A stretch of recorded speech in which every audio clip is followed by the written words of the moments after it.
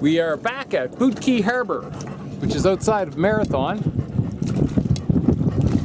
We were here about 5 or 6 weeks ago before we went down to the Dry Tortugas. Really good place to provision, get supplies. Down the harbor there's a great town that's got pretty much everything you need. Welcome aboard WindGypsy. We're glad to have you along. This is Lisa. I'm Richard. And this is Ginger, our dog. So when you think of Florida Beach, this is what you think of. Not a lot of this type of white sand beach here in the Keys. Mostly it's coral and rock like this. But it certainly is beautiful. There's Ginger and Richard. Hi, Mom. Ginger must be thirsty because she's going in the water. This is a very nice Ranger 33. The woman who owns it said it had been modified to enlarge those three windows, which I admired because as a full-time cruiser, you really appreciate being able to get some light on your boat. And when we had toured Tartan 37, I can't remember, one of the things that impressed me was the tiny little port lights really made it dark inside, especially when combined with the dark wood that was so popular in the 70s. She said they'd done a lot of other customization before she bought it, and if you're interested, she is selling her boat and moving up north to be with her older mom. So we're going down Sister Creek just outside of Marathon, and you see a bunch of sailboats anchored here, sterns tied to the mangroves and the anchors out in the center, towards the center of the channel. Looks like a couple of them have mooring balls, but apparently this is a common place for sailboats to tie up while waiting for a spot in Boot Key Harbor, or if the weather turns ugly outside of Boot Key.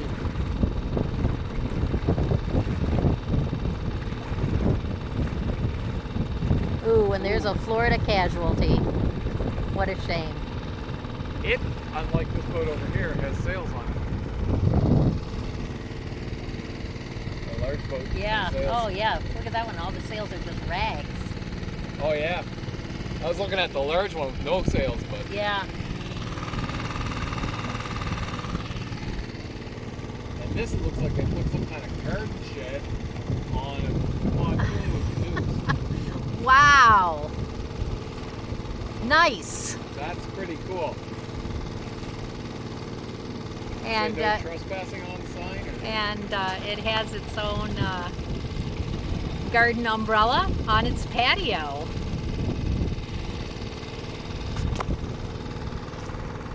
Interesting lavender boat here. Oh, yeah.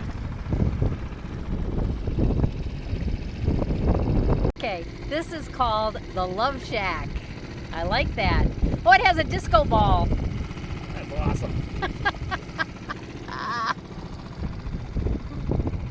This is obviously somebody's long-term residence. Had some nice patio furniture on the foredeck. And Richard was just saying, might piss off the people who live over here a little bit, having this guy across the street as their neighbor. Not sure what it is about shooting bullets into trees. If you enjoy our videos, please click like, and maybe even subscribe. I didn't even have to tell her what to say, she knew. We decided this was a single family home because there's only one boat.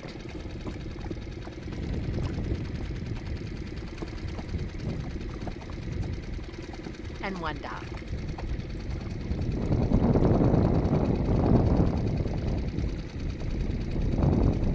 This is the Marathon Community Garden, and you can come and get fresh herbs. There's some tomatoes here, some kale, and they just ask that you do a little garden maintenance in exchange for harvesting some garden bounty.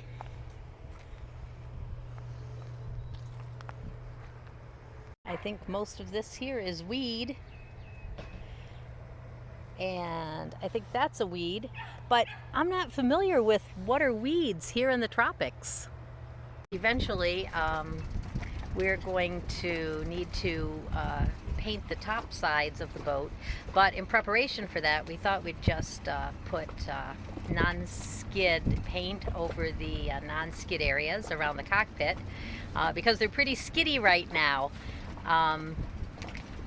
And this is what we did. So preparation is everything. So we scrubbed it with detergent, then wiped it with acetone, and then taped it with painter's tape.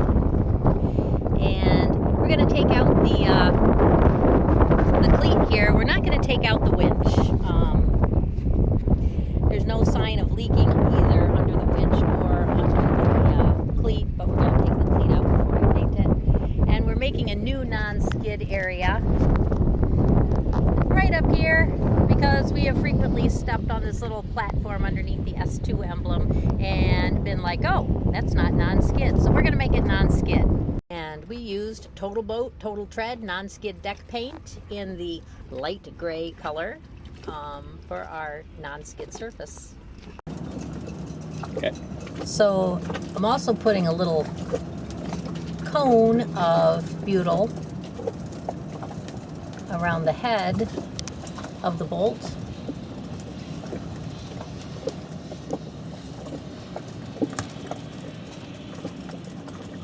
And why is that? To make sure that there is a good waterproof seal between the bolt and the hole in the cleat.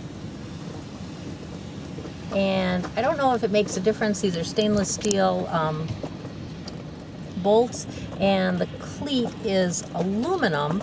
So to prevent galvanic corrosion, I'm going to put a little PTFE here on the bolt where it comes in contact with the aluminum of the cleat. Now it's ready. So we've applied some butyl sealant to the bottom of the cleat. So here you can see our new non-skid area, our new non-skid paint, and you can see where maybe I hadn't stirred it up enough and we got some grainier areas. The other thing that'll give you a grainy area is if you try to do a second coat before you let the first coat dry, like you see an area that you may need to touch up, and you're like, oh, I'll just put a little more there. Don't do it. One pass, if you can do it all in one pass, you're going to get the best results. We put a little tape over the holes where the cleat goes and pulled up the tape with no problem, and we are ready to reinstall our cleat. So we went tooling along the canals at Vacca Key, Marathon, Florida, and amazed that the size of some of these deep keel boats that got in here. But apparently all the canals, the depth is 7 feet. There's a little pond back here that several boats stay at on a permanent basis. So Richard said, "What the hell is that?"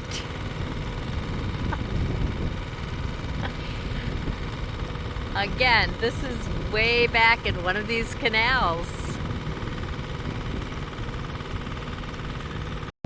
We've been here a couple days on a mooring ball here in Boot Key Harbor, but we're getting really, really strong winds today, 15 to 20. And this shoal area over here that's marked off, usually it's covered with water, but you can see the seagrass above the water today because so much water is being blown out of the harbor by these strong winds. It's pretty impressive. There is a tide here, but we've never been able to see the seagrass above the water.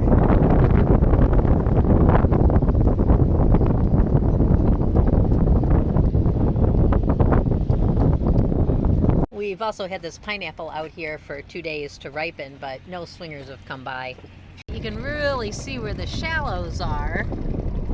We're in the dinghy channel here.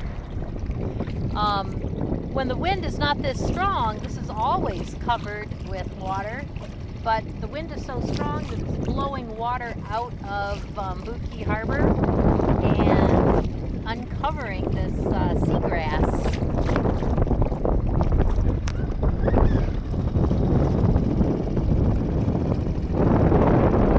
These are completely or almost completely covered by water.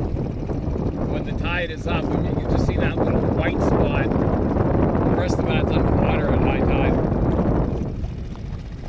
So don't try to go from this mooring field directly to this mooring field. You will hit the shallows and you'll get fined for damaging the seagrass, because this is what the manatees eat.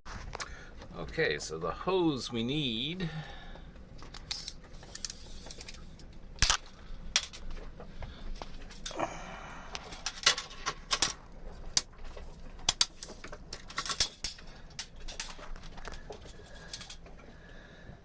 is 19 inches for the top, so with the curve and everything else, I'd give that a good 21.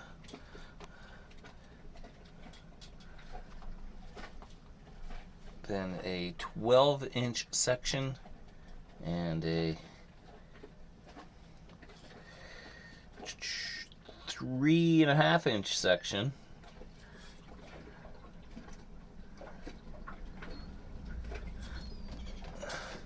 And that's it for that red hose. My brother Jimmy must have seen that video where I talked about not having any Easter candy and being out of cookies for Easter at Summerland Key until we cleaned out the dry storage and we found an old sleeve of Fig Newtons, and we're so excited we finally had cookies. So we asked him to send us our mail because we're here in Marathon for a couple days so we can get mail, and he said he was going to send us a little surprise. More cookies. So we cobbled together a stern light for our dinghy out of a piece of ABS plastic, a lantern that we ordered, a old wire coat hanger, some zip ties, some attachments to put on your wall to hang up your mop and your broom that we glued to the back of the dinghy using really expensive adhesive that had hardened in the tube, but we were able to get a little out. Yay! There we go. So tonight we're going to test it by going around the marina with our light on. Yeah. That's pretty good. Over there, right? That's what we're gonna point at and look at. Yeah.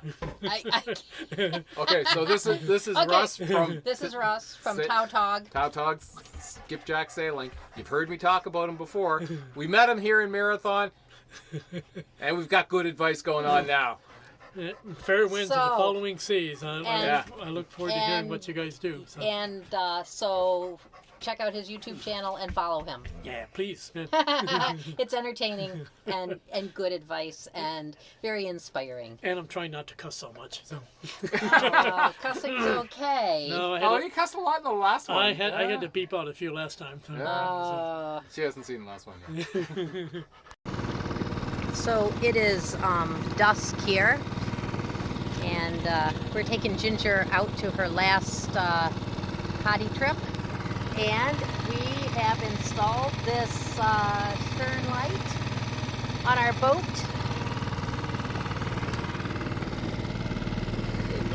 And very happy with how bright it is. This guy doesn't have his stern light. He's hurrying to get back so he doesn't get in trouble. See somebody across the shoal there, dinghying to their boat with their stern light on. This is the low power, and you can see it looks pretty dark, pretty bright, and we're going to film it again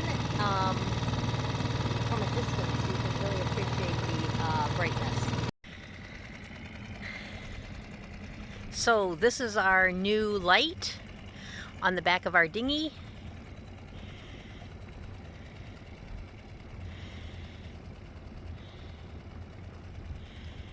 This is on low power. I guess the only thing missing from this light is duct tape to make it a real red-green production. And it worked really well, but we did in the long run end up having to return it and get a refund from the company because it sure was not waterproof enough for this marine environment, even though it was advertised as being such. So it took this woman no time at all to get her Newfoundland dog to run in the water to retrieve objects. It took us like 8 states to get Ginger to walk in the surf.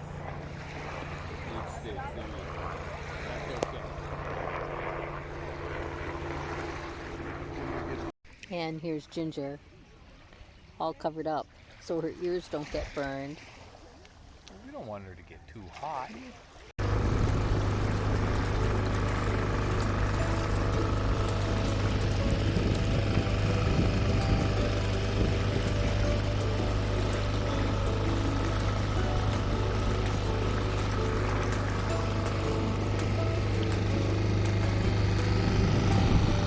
Hi, Mom.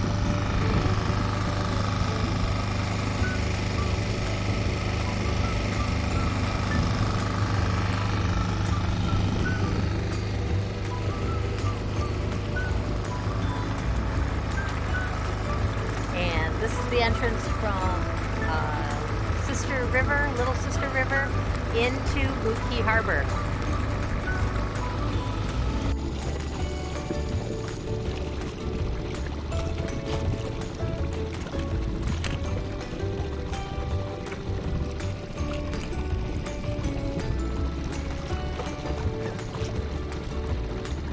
And Ginger sees our boat up here. And she is ready for dinner. So Richard noticed that there was this disturbance in the dinghy channel. Like the bottom had been torn up. Usually that's at low tide by boats going fast through the channel. But this is high tide and no one was here. So as we got closer, we noticed seagrass floating on the surface. And then a manatee head came out. He had obviously been feeding on this seagrass field over here, right at the edge of the dinghy channel. We're waiting around here, seeing if he surfaces again, but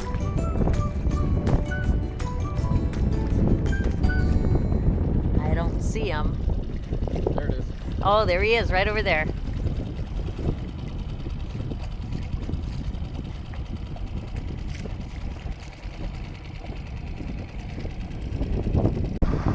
And we are leaving Marathon. There's the broken bridge. All these places have broken bridges. Here's the nice wall of mangroves.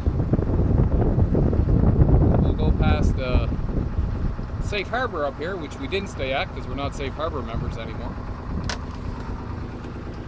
It was a great week and a bit over here in Marathon. Staying at the city marina on a buoy, or a mooring ball rather. Staying on a mooring ball.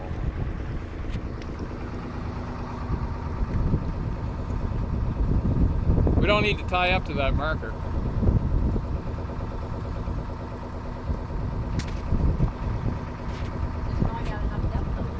Yeah.